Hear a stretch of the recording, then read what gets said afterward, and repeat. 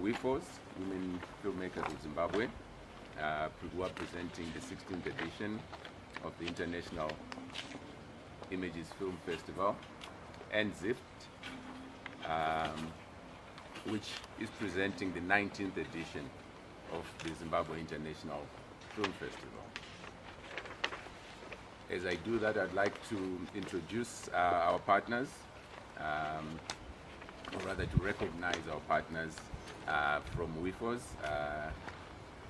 Sitsi Dangarembwa, you all know, I'm sure. It's Olaf Koske, who's behind the camera. And I will leave it to Nakai to introduce the management team. We in the partnership are less involved. These 4 people and their colleagues are more responsible for running the festival this year. This is a very important festival that we're running this year because it is the first time that 2 separate entities involved in the development of film are coming together for the first time to present a joint festival.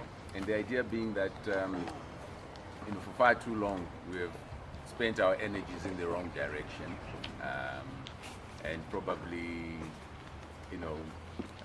underutilizing the opportunities that were available to us as the film sector. And we felt that before we can start to talk to filmmakers about them needing to collaborate and work more together, why don't we do it ourselves? We have to lead by example, and that is why we decided to work together in presenting this festival, and hopefully this will be the beginning of a longer-term relationship. What does this festival have to offer? I'm just going to gloss over issues because the team will be the ones that are talking to you in greater detail. One of the key features of this year's festival is the recognition of the fact that our sector, our film sector, has really developed over the last 18 to 24 months. To the extent that whereas in the past we'd be excited when we get 10 local film submissions, this year we have over 30. And as late as yesterday, I actually like that. As late as yesterday, we're still getting local filmmakers who've got films that they'd like to submit, which is actually now creating a problem in managing the program and so on. But it's a good sign because it means that there is a heightened activity in the film sector. There are other things that have been happening in terms of broadcasters promising that there would be markets for products from filmmakers. So filmmakers are much more encouraged now to get involved in film. It's still a rather haphazard process right now, and we're hoping that as part of the conversations we're going to have this year, we will help shape the way forward for our sector becoming an industry. There's going to be need to involve all the various key stakeholders, that is our government, our corporates, NGOs, the filmmakers themselves, either as crew, producers, the cast itself, and we also want to talk about the whole concept of financing film.